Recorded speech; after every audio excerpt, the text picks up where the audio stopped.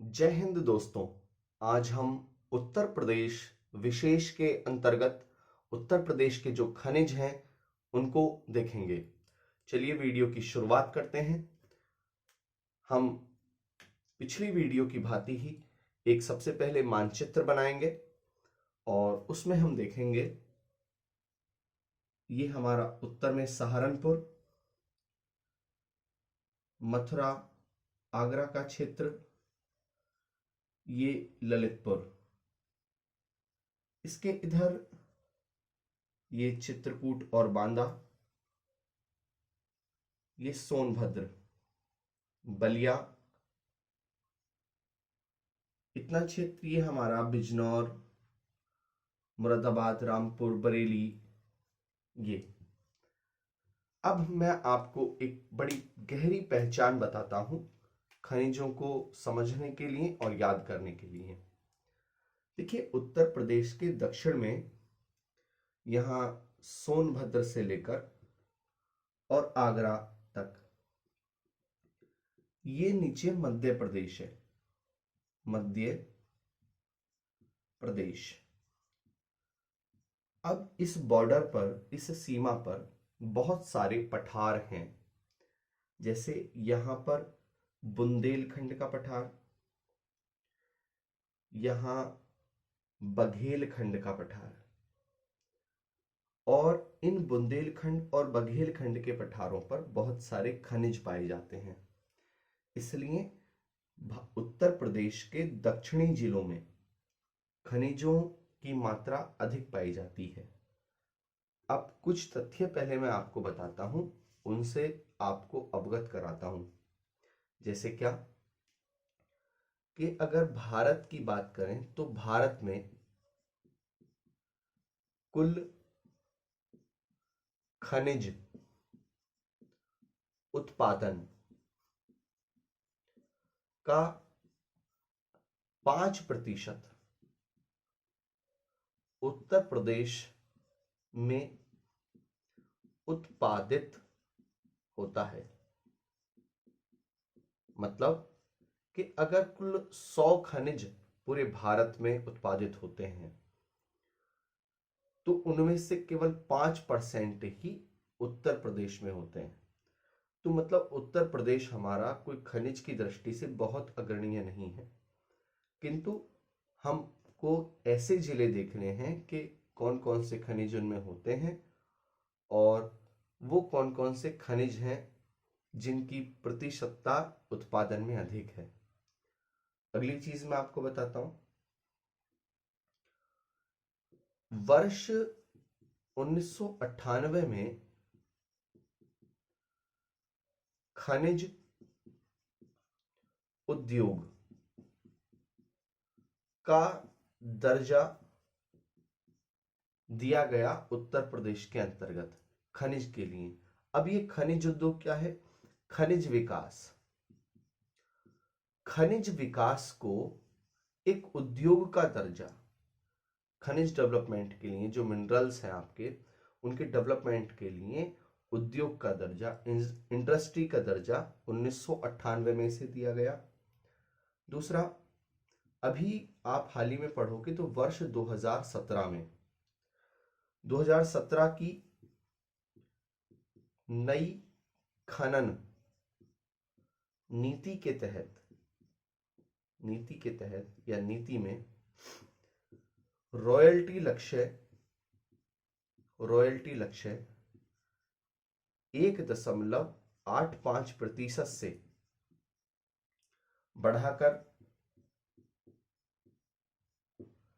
3% कर दिया गया। एक ये वाली चीज आप याद रखेंगे। दूसरा, अपना उत्तर प्रदेश में जितने भी खनिज होते हैं उनमें अगर आधी बात करूं, लगभग 51 कुल खनिज में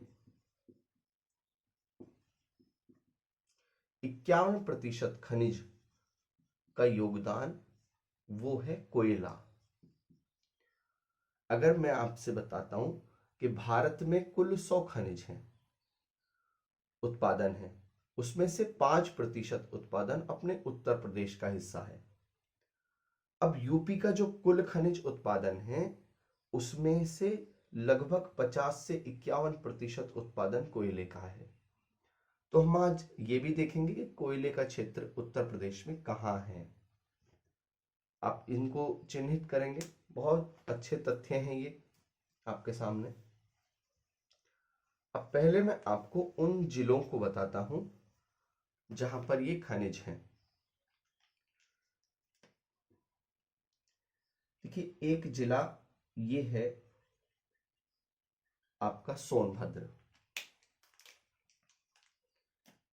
इसको आप एक लिख सकते हैं ऐसे, ये सोनभद्र जिला सोनभद्र। अब इसकी खास बात यह है कि यहां पर दक्षिण में अगर आप इसके देखो तो छत्तीसगढ़, यहां मध्य प्रदेश, झारखंड और बिहार, ये चारों तरफ है। सोनभद्र के क्षेत्र में जो खनिज पाए जाते हैं उनमें सबसे प्रमुख खनिज है कोयला। सोनभद्र में कोयला कहां से निकलता है? जगह है सिंगरौली, एक जगह स्थित है सिंगरौली। अब यहां पर स्पेलिंग पर ध्यान देंगे आप। एक शब्द है सिंग रैनी। देखिए, सिंगरैनी है आंध्र प्रदेश में एक जगह, वो भी खनिज के लिए प्रसिद्ध है। एक है सिंगरौली, ये सोनभद्र और मध्य प्रदेश की सीमा पर स्थित है। यहां सिंगरौली कोयले के क्षेत्र के लिए। तो आप सिंगरैनी और सिंगरौली में अंतर स्पष्ट रखें। दूसरा, एक है सुगौली। सुगौली, देखिए सुगौली नेपाल में स्थित है। अगर आपने आंग्ल नेपाल युद्ध पढ़ा हो तो उसमें आप सुगौली या संगौली की संधि पढ़ेंगे, उसे संगौली या सुगौली भी कह दिया जाता है, 1816 के आसपास। तो आप, एक नाम है सिंगरैनी, एक है सिंगरौली, एक है सुगौली या सिंगौली भी बोल देते हैं इसे, यहां पे ध्यान रखें। अब अगली चीज आपको बताता हूं। सिंगरौली नेपाल और सिंगरौली या सिगौली नेपाल और सिंगरैनी याद रखेंगे, और ये सिंगरौली यहां पर स्थित कोयले का क्षेत्र। अब आगे दूसरा खनिज, ये हो गया एक खनिज आपका, और एक खनिज आपका है बेराइट्स। ये पाया जाता है चाइना क्ले, चाइना क्ले। अब इससे इस क्ले से बहुत सारी चीजें बनाई जाती हैं, इमारती सामान भी इससे बनाया जाता है। और अभी यहाँ हाल ही में चाइना क्ले का बहुत बड़ा भंडार मिला है, तो आप इसे हाईलाइट करके लिख लेंगे मोस्ट डाल के। ये चाइना क्ले का यहाँ भंडारण हाल ही में खोजा गया, हाल ही में खोजा गया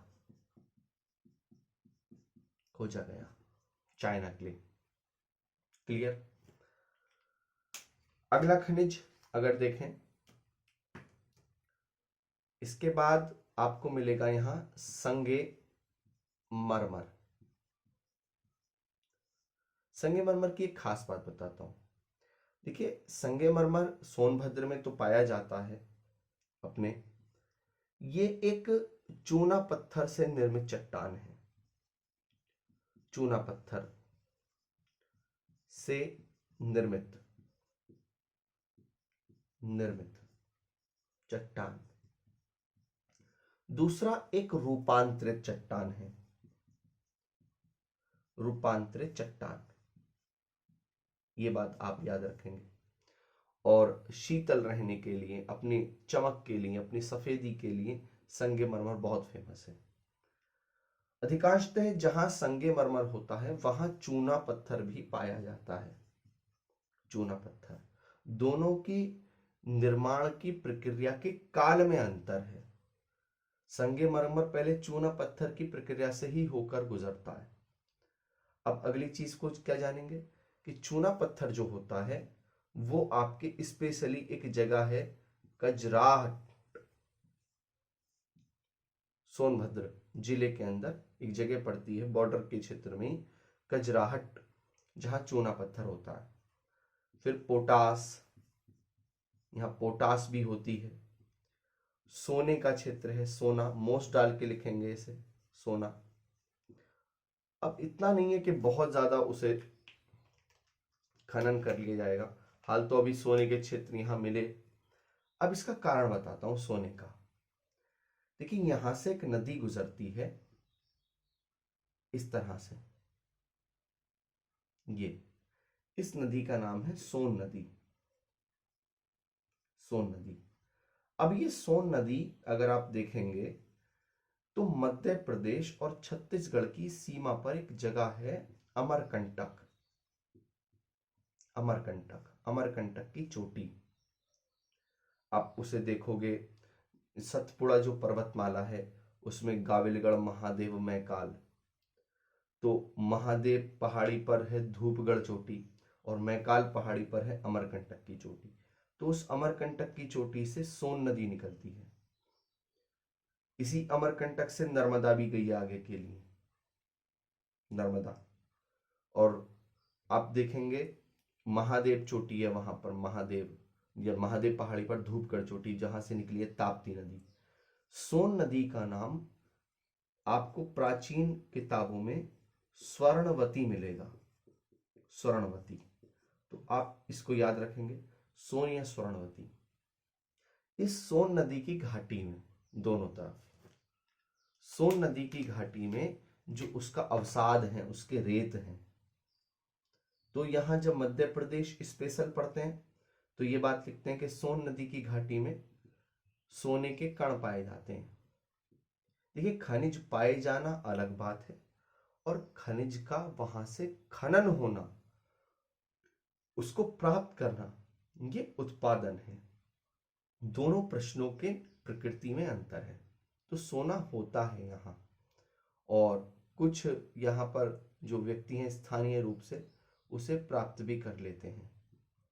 तो इस पूरी घाटी में सोना पाया जाता है, रेत में इसके। और जो उत्तर प्रदेश में हमारे पश्चिमी यूपी के छात्र होंगे, रोहिलखंड के आसपास के, उन्होंने एक जगह का नाम सुना होगा, मुरादाबाद।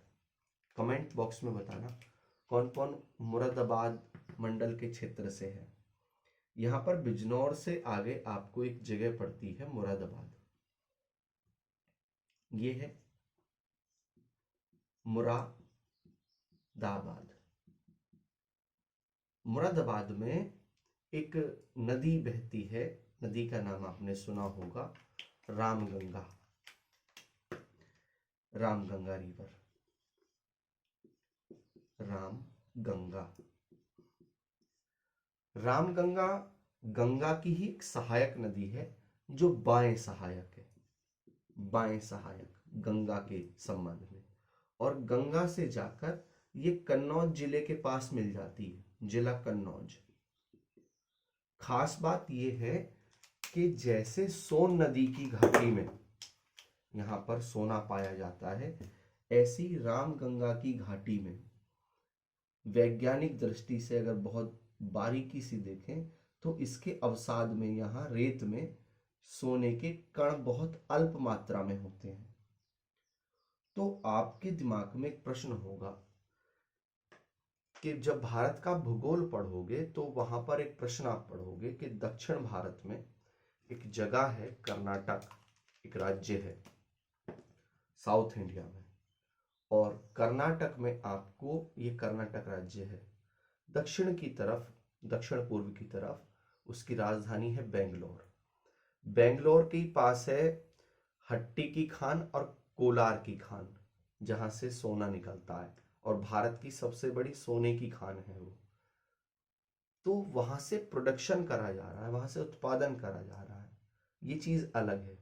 और कहीं सोना है बहुत अल्प मात्रा में है, उसको निकालने में इतना व्यय हो जाएगा कि उतना उत्पादन का मूल्य नहीं होगा। इसलिए कई बार गवर्नमेंट ध्यान नहीं देती है और स्थानीय लोग उसे कुछ परंपरागत पद्धतियों से निकालते हैं। जैसे आपने देखा होगा कई सारी वीडियोस में कि बर्तन लेकर और उस रेत को छानते रहते हैं और बहुत अल्प मात्रा में 1 या 2 कण मिल जाते हैं सोने के। तो इस तरह से स्थानीय लोग इसे निकाल लेते हैं। अब आगे की बात बताता हूं, नोट करके आप इसे हाईलाइट करके यहां पर लिखेंगे मोस्ट डालकर।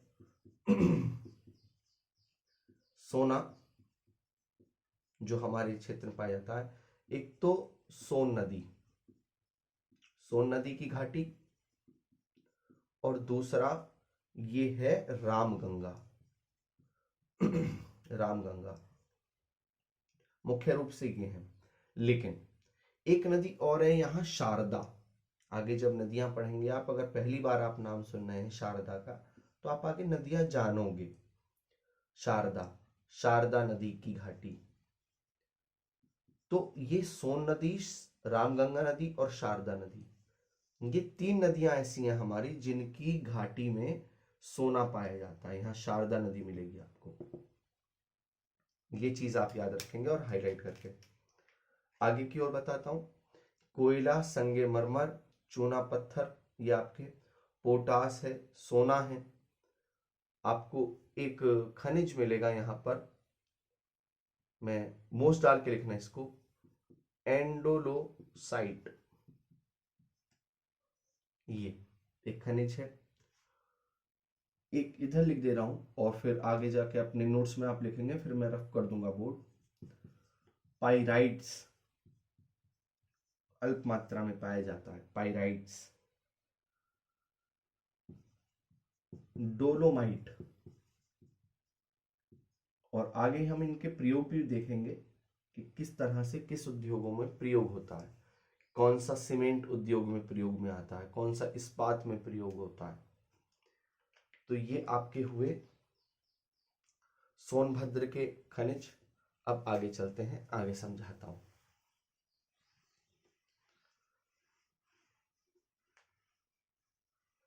वीडियो में धैर्य के साथ आप बने रहिए और इसे आराम से देखिए, आपको बहुत सारी चीजें समझ में आती रहेंगी।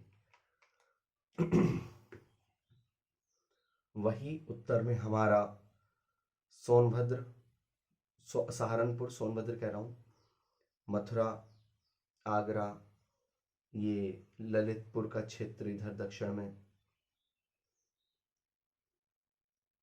ये चित्रकूट, बांदा, ये चित्रकूट है, ये बांदा है, और ये आपका बलिया जिला, देवरिया, महाराजगंज, बिजनौर, ये सोनभद्र हमने पढ़ा, ये आपका सोनभद्र। अब ऊपर एक जिला है, इस जिले का नाम है चंदौली।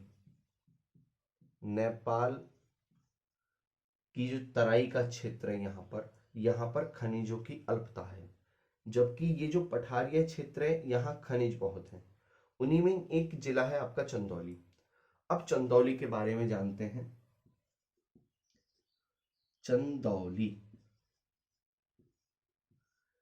कृषि की दृष्टि से यहाँ चावल बहुत अधिक होते हैं, आपको मैं बताता हूं। चंदौली के अंतर्गत देखिए,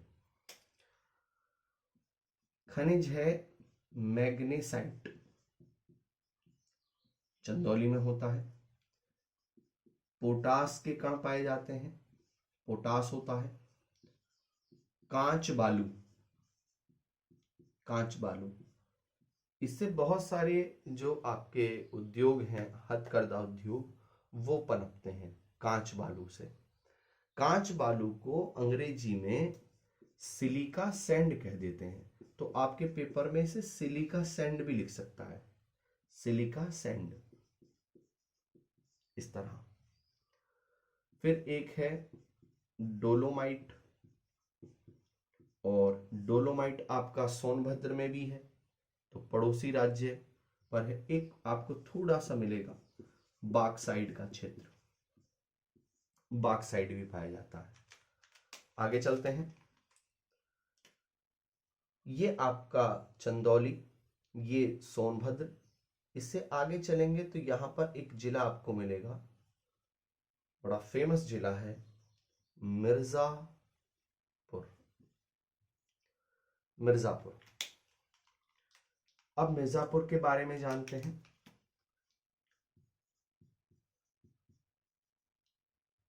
मिर्जापुर में आपको कुछ खनिज मिलेंगे। उनमें खनिज है बाराइट्स या बेराइट्स भी लिखा रहता है, चाइना क्ले, चाइना क्ले, इसको मोस्ट डाल के लिखेंगे, कई पेपरों में पूछी जा रही है। हथकरघा उद्योगों में बहुत काम आती है ये, छोटी छोटी मूर्ति बनाने में और आपके छतों के डिजाइन बनाने में ये बहुत काम आती है। फिर आपका ग्रेफाइट, ग्रेफाइट। अब ग्रेफाइट जहां निकलता है मिर्जापुर में, उस जगह एक पर्टिकुलर स्थान का नाम आपको दे देगा कि मिर्जापुर में कहां से ग्रेफाइट निकलता है, चुनार। अब आप अगर ये भी याद रख लोगे ना कि चुनार जो जगह है वो मिर्जापुर में, तो आपको इतिहास में भी फायदा मिलेगा। अगर किसी ने मध्यकालीन भारत पढ़ा हो तो आपने चुनार का घेरा, आपने कई शासकों के काल में पढ़ा होगा कि चुनार का घेरा डाला, चुनार का युद्ध हुआ। चुनार मिर्जापुर में पड़ता है। आगे चलते हैं। फिर आपको मिलेगा सैंडस्टोन। सैंडस्टोन, ये थोड़ा मात्रा में हीरा, मोस्ट डाल के लिखेंगे। हीरा बांदा में बहुत है, ये बांदा जिला है चित्रकूट के इधर, यहाँ हीरा है। आगे बताऊंगा कैसे, क्योंकि बांदा के जैसे अपोजिट आओगे, ये बांदा जिला है, यहाँ जिला बांदा, बांदा के जैसे ही अपोजिट आए तो ये जो जिला है ये पन्ना है। अब ये पन्ना जिला मध्य प्रदेश का है, तो पड़ोसी का असर तो आता ही है। यहाँ खान है ना हीरे की, पन्ना की खान, और पन्ना अभ्यारण्य भी है यहाँ पर जिसमें टाइगर पाए जाते हैं।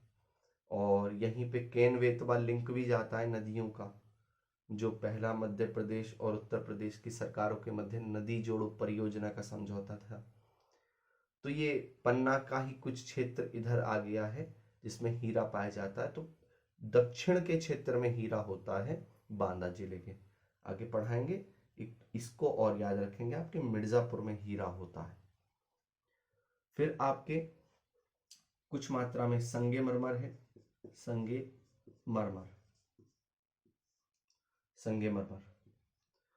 अब संगे मरमर है तो थोड़ा बहुत आपका चूना पत्थर भी है, लेकिन बहुत ज्यादा नहीं है, ये आप याद रखें। एक है आपका fire clay, fire clay. Fire clay कहां होता है, जगह है बासी मकरी, मिर्जापुर में। आगे चलते हैं।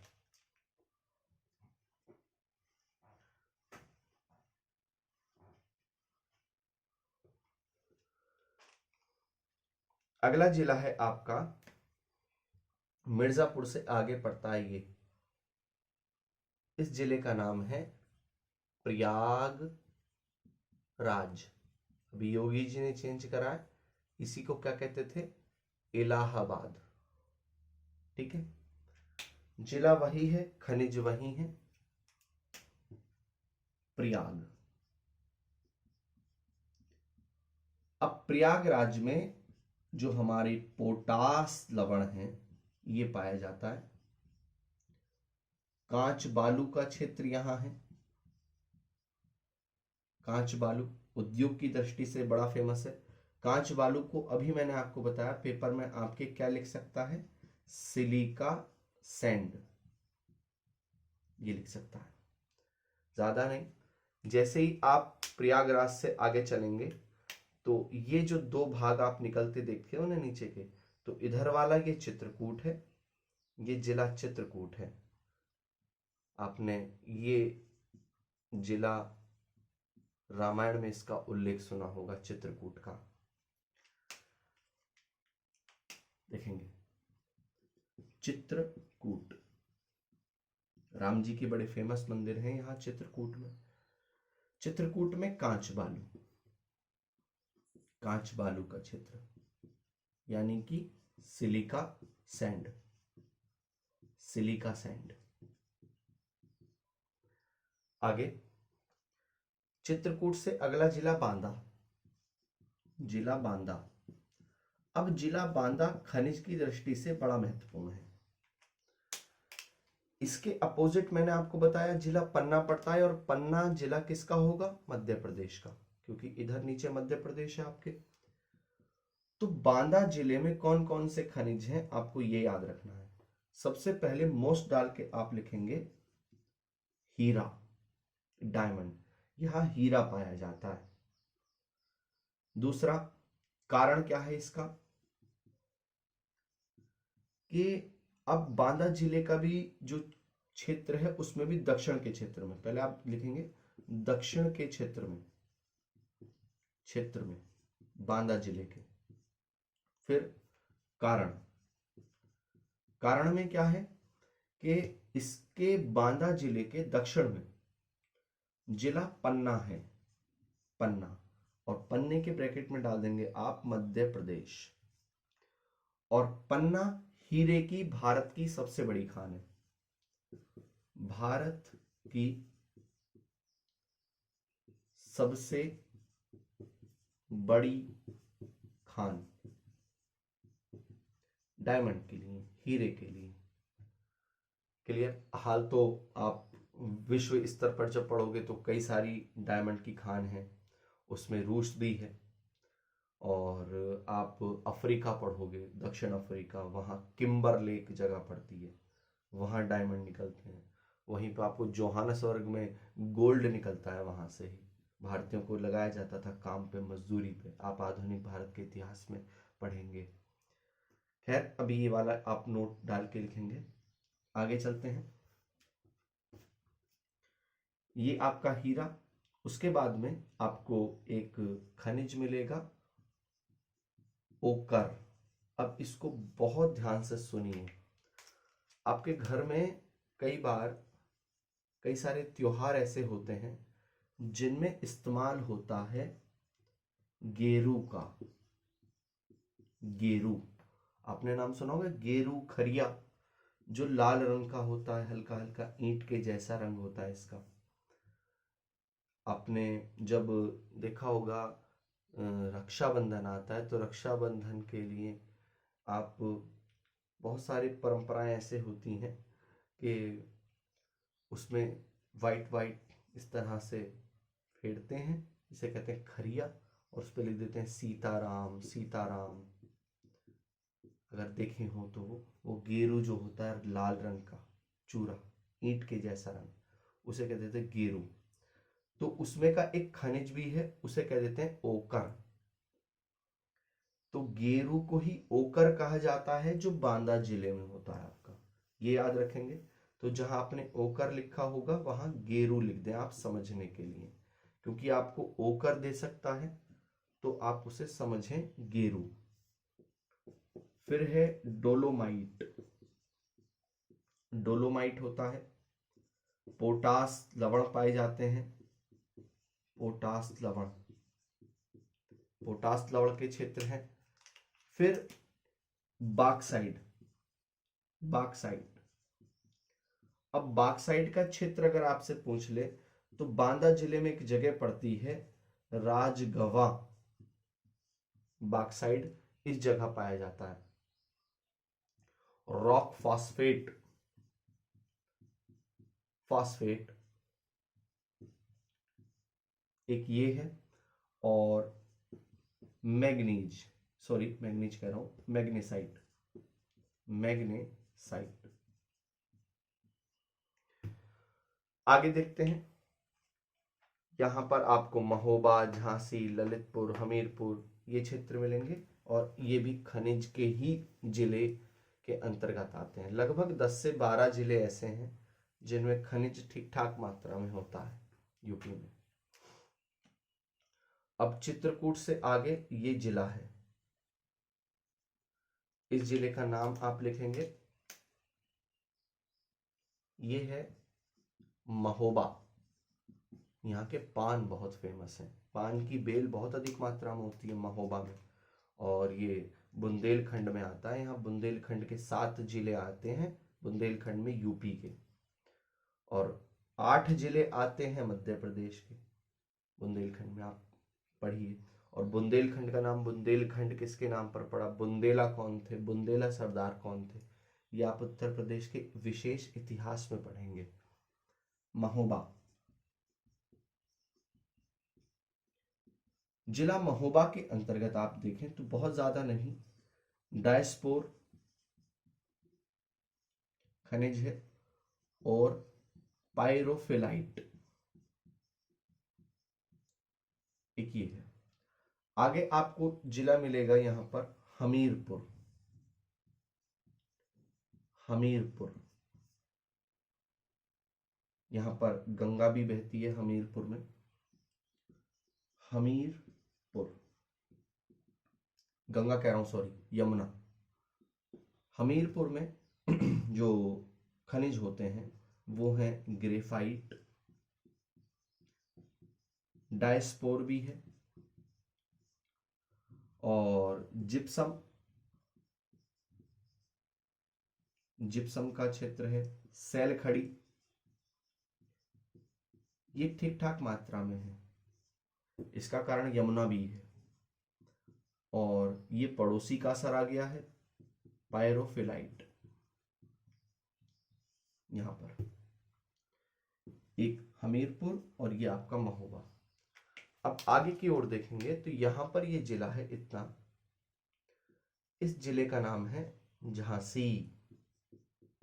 आया था ना यहाँ हीरोज, हमारी रानी लक्ष्मीबाई के पास में, राजा की संतान नहीं थी, दत्तक पुत्र था तो डलहौजी लेके आया था जब। तो ये जो झांसी है ना, ये बुंदेलखंड का क्षेत्र है, पठार है, भूमि की जमीन जो है नीचे से पथरीली है, और उन पत्थरों में खनिज होते हैं, मिनरल्स होते हैं बहुत सारे। तो झांसी में कौन कौन से खनिज हैं, बहुत आराम से इन्हें देखिए, पढ़ते हैं। झांसी में आपको एक खनिज मिलेगा कांच बालू, कांच बालू, पोटास लवण, पोटास लवण है, फेलस्पार, ये अल्प मात्रा में पाया जाता है, बहुत ज्यादा नहीं है। और मोस्ट डाल के आप लिखेंगे एस्बेस्टस, ये खनिज। जिप्सम,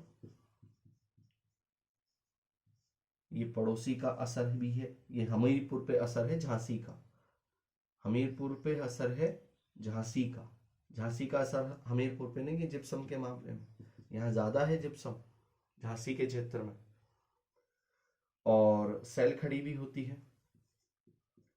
सेल खड़ी, ये देखिए इधर, ये भी सेल खड़ी है, पड़ोसी है, तो आप इसे ऐसे ध्यान में रखिए, हम भी ऐसे ही ध्यान में रखते हैं। और एक और है आपका पायरोफिलाइट, यहां भी है, यहां भी है, यहां भी है, ऐसे याद रखेंगे। फिर दक्षिण में एक जिला है ललितपुर, ये ललितपुर जिला। अब ललितपुर जिले के खनिज ऐसे ही देख लेते हैं डायरेक्ट। एक ललितपुर में बड़ी फेमस जगह है, तांबे के लिए फेमस है, तांबा पाया जाता है, और तांबा जहां पाया जाता है उस जगह का नाम है सोनराई, एक कस्बा भी है वहां पे सोनराई, जहां पे तांबा बहुत अधिक मात्रा में होता है। यूरेनियम, मोस्ट डाल के लिखें दोनों चीजें, तांबा ललितपुर में, सोनराई क्षेत्र में यूरेनियम। अब इसी के निकट आप पढ़ोगे देवगढ़ एक जगह है, और यहाँ पर दशावतार मंदिर है गुप्त काल का, इतिहास में, ललितपुर के इतिहास के में। और झांसी में नहीं है देवगढ़ का दशावतार मंदिर, ललितपुर में स्थित है। और मध्य प्रदेश और ललितपुर की सीमा पर। इसके अपोजिट जाओगे तो यहाँ ग्वालियर स्थित है, एमपी में। रॉक फास्फेट है, रॉक फास्फेट, रॉक फास्फेट भी पाया जाता है। और ग्रेनाइट भी है लेकिन बहुत कम मात्रा में है। प्लेटिनियम, एक चीज और याद रखेंगे, प्लेटिनम, प्लेटिनम, यहाँ प्लेटिनियम भी होता है अच्छा खासा, ठीक ठाक मात्रा में। यहाँ जालौन जिला है और जालौन जिले में ज्यादा तो नहीं, मोरम भी पाई जाती है जालौन में, जालौन में मोरम। अब आप कहेंगे मोरम क्या है, तो बालू को ही मोरम कहा जाता है, बालू। अब यहां से आप जालौन के देखेंगे तो यहाँ का क्षेत्र आपका, यमुना जा रही है यहाँ से, यमुना का क्षेत्र, और 20 जिलों के लगभग यमुना गुजरती है उत्तर प्रदेश के। आपके पुराने आंकड़े में 19 होगा, और 27 जिलों से गंगा जाती है। पुराने आंकड़ों में आपके 28 हो सकता है। कानपुर देहात से गंगा नहीं जाती है। गंगाओं का, गंगा का, यमुना का, अलग अलग नदियों का संबंध खनिजों से भी है, क्योंकि जब कोई खनिज के क्षेत्र से कोई नदी गुजरती है तो उसको अक्षय और अपर्दित कर देती है। इरोजन, इरप्शन, वेदरिंग के कारण उसके बालू में मिलकर वो खनिज एक जिले से दूसरे जिले, एक राज्य से दूसरे राज्य तक भी जाते हैं, और उन खनिजों का फिर रूपांतरण भी होता है।